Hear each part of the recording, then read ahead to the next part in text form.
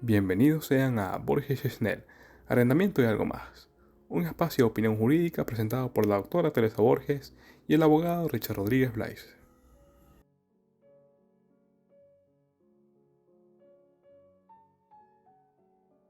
Hola Teresa, ¿cómo estás? Bien, Richard, un gusto estar nuevamente conversando de derecho. Así es. Teresa, tú sabes que en estos días conversaba con un alumno de la universidad y él me comentaba que va a hacer una tesis sobre propiedad y de esa conversación surgieron algunos detalles interesantes. Tú sabes que el hombre, el ser humano, nace con una comprensión innata de la propiedad, es decir, como una suerte de intuición de la propiedad que ha evolucionado con su capacidad de razonar, con su capacidad de crear utensilios, herramientas para su subsistencia. El hombre tiene inteligencia y tiene técnica, y no solamente crea utensilios, sino que también se va creando una idea o concepto de lo mío. Fíjate que el hombre descubre que al afilar un palo, ¿no? Surge la lanza y le sirve para cazar de manera más efectiva. Y esa lanza se considera como una extensión de la mano, parte de la persona, ¿no? Y eso significa que la propiedad surge no como un derecho, sino como un atributo de la cosa. O sea, la propiedad está en el objeto, es inherente al objeto. Y eso es interesante. Realmente la propiedad es un concepto que ha evolucionado. Hoy en día tenemos una concepción universal de lo que es la propiedad. Se dice que la propiedad está indisolublemente ligada a la civilización. La Constitución venezolana establece que se garantiza el derecho de propiedad.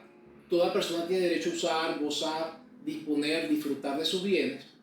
Y fíjate que a veces la propiedad genera un conflicto entre dos valores, la igualdad y la equidad, ¿no? Muchas veces se ha argumentado que la igualdad no es suficiente para construir una sociedad justa y allí debe operar la equidad. Pero eso no es el debate, no es el punto. El punto está en esto, fíjate. La experiencia empírica revela que cuando se articula la propiedad con el arrendamiento, se generan unos conflictos sociales, económicos.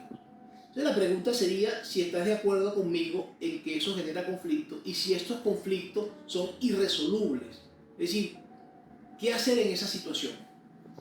Sí, mira, definitivamente el arrendamiento y en concreto, aún más en vivienda, crea conflictividad.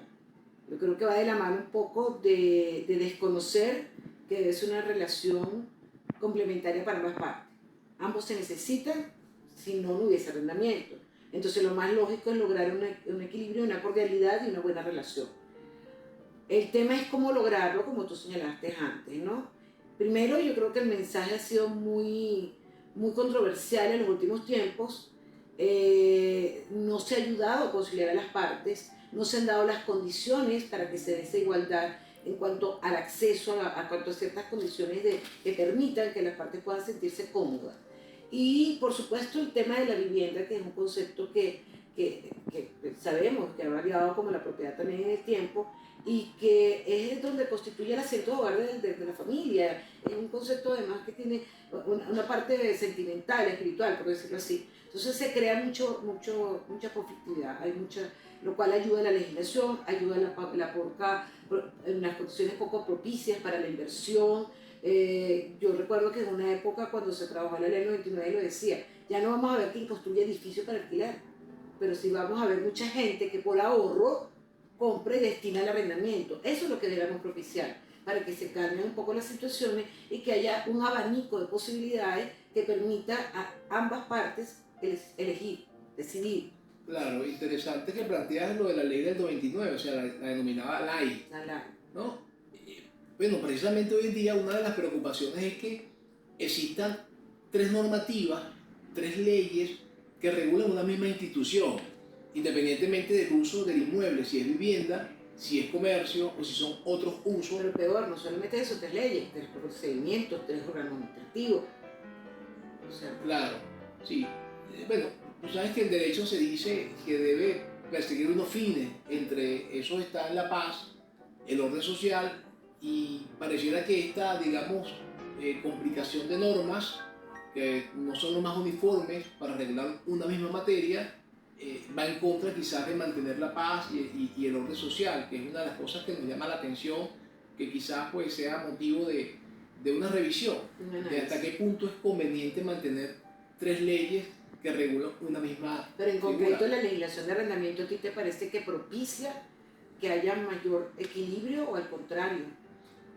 Bueno, es que precisamente lo que te acabo de decir, me parece que, por ejemplo, es injusto para muchos propietarios, por ejemplo, y es razonable, que tengan que pagar una cuota de condominio que está muchas veces por encima de lo que percibe como canon.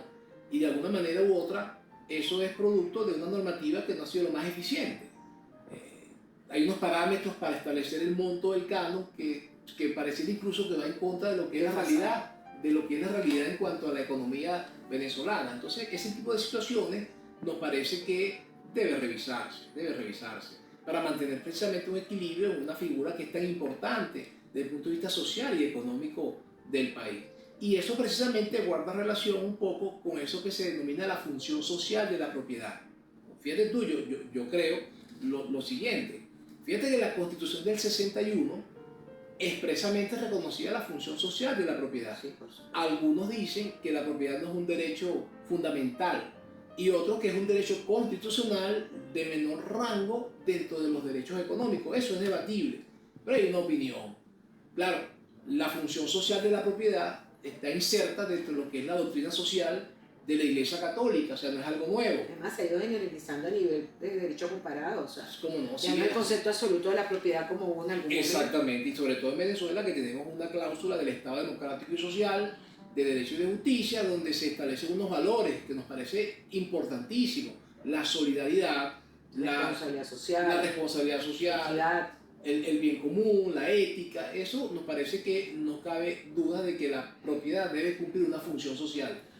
Lo que nos parece que sí debemos ver con mucho cuidado es en una relación particular entre un propietario y un inquilino, hasta qué punto la función social de la propiedad puede servir para que el interés o el derecho de uno prive sobre el derecho del otro, hasta qué punto un derecho general puede estar por encima de un derecho particular o los intereses colectivos. Estos son temas que son... O sea, estás poniendo dos derechos que deben estar en el mismo plano, por decirlo de alguna manera, más allá de la discusión que es cierta y es válida, que hasta qué punto es un derecho fundamental o no la propiedad, pero es necesaria, eso estamos claros. Entonces lo estás poniendo a pelearse cuando realmente deberían ir de la mano, porque ninguno puede abrogar a otro. Claro. Es para lograr lo que tú dices, el equilibrio, Sí. tienen que estar presentes a ambos. Sí. Claro, Conciliados. también vemos como sano que exista, por ejemplo, en el caso de vivienda, un sector muy sensible, algunos mecanismos de protección por parte del Estado, entre esos la SUNAVI, para de alguna manera pues conciliar esos intereses en conflicto que pueden darse, ¿no? Sobre todo que hagamos un poquito de historia. Cuando surge esta problemática que se agravó, realmente fue producto de una cantidad de tragedias naturales, ¿recuerdas? Entonces ya se escapa, o sea, la vivienda pasó a entrar en un momento de crisis que había que darle una solución de emergencia. No, y también es necesario, fíjate que si tú comparas lo que pasa en Venezuela con otras experiencias foráneas, por ejemplo en España con los famosos desahucios, en Estados Unidos con un procedimiento prácticamente expedito de despido a nivel policial, pareciera que también tiene sus Pero complicaciones. fíjate que tú mencionabas España, y España es un caso bien interesante para nosotros. Primero porque sirvió de base en una legislación en un momento especial que se desarrolló acá. Pero ellos tienen distintos niveles, ellos tienen como clasificado tanto el nivel de la sociedad para satisfacer su necesidad y tratar de proteger, también en la tipología de inmuebles, y después tenemos otros que están como más escasos de restricciones, limitaciones y controles. O sea, que ellos han analizado muy bien cuál es su situación social y económica para poder legislar sobre la materia. Pero esa es la legislación en materia de arrendamiento de España, te vuelves loco, o sea. Bueno, pero fíjate que aquí tenemos un caso interesante. La Sala Constitucional, en el año 2015, reconociendo una acción de amparo Y la red de inquilinos. de la red de inquilinos, dictó una medida cautelar donde ordenaba suspender, por supuesto, los desalojos que estaban haciéndose por vía administrativa, que había que verlo con mucho cuidado, pero al mismo tiempo ordenó que se instalaran unas mesas de trabajo. No sé hasta qué punto tú tienes información. Sí, las mesas estuvieron reunidas, trabajando. Al final, desde ese público de trabajo no se ha hecho, y yo, por lo que he tenido acceso, no es muy alentador, ¿no? Lo que sí es cierto es que todavía está pendiente de decisión, no se ha pronunciado al fondo, y lo que levantó la roncha, como dices tú, fue casualmente la ejecución de decisiones administrativas de desalojo, y no es lo que está previsto tampoco en la legislación, que entonces vamos a rescatar lo que fue nuestra primera conversación en las redes. Ahora está tratando de pasar lo mismo con eso, ¿te acuerdas? La vez pasada lo que conversamos. Claro, sí. Entonces eso fue lo que levantó en ese momento la voz de la red y dijo, epa, no podemos. Y lo triste es que esto está de 2015 y lo que ha hecho la falta de decisión es que haya mayor conflictividad. Bueno, se puede hacer una recomendación y ojalá pues salga una decisión que de alguna u otra manera procure conciliar los intereses en conflicto, que ojalá la legislación sea revisada, Eso es fundamental. que sea más o Revisada, menos, más que tenga más o adecuada, menos uniformes. más eficiente, Más simplificar muchos trámites. Sí. Es increíble una legislación que puede, a pesar de que patrocina, fomentar un arrendamiento responsable, bástese mencionar que tú nada más para arrendar un inmueble tienes que pasar por inscribirte, te dan el canon y te aprueban el contrato. No te puedo dar la vivienda ahí mismo. Ahí ya tú ves que hay una contradicción. Entonces habría que simplificar esos procedimientos, que haya el control, haya la sanción a los ilícitos, ahí sí, para que se cumpla la ley, pero que el ciudadano se sienta como más cómodo para tramitar todas sus cosas y con respuesta oportuna. Sí. Y bueno, también, y ya para finalizar, que estamos pasadito de tiempo, ¿Sí? buscar la manera de que el arrendamiento retorne a sus fines, incluso que pueda servir como una suerte de transición en el caso de vivienda para personas con carencia de vivienda, Claro. puedan en un momento determinado Incluso en la ley. trascender hacia una vivienda propia. Todos, como yo siempre digo en mis clases, todos empezamos alquilados. Perfecto. Casi Bueno, todos, menos la buena, muy poco, pero todos empezamos y ahí esa es nuestra base para después todo. así es. Bueno, Tere, estuvo rica la conversación. Como siempre. Hasta la próxima. Gracias.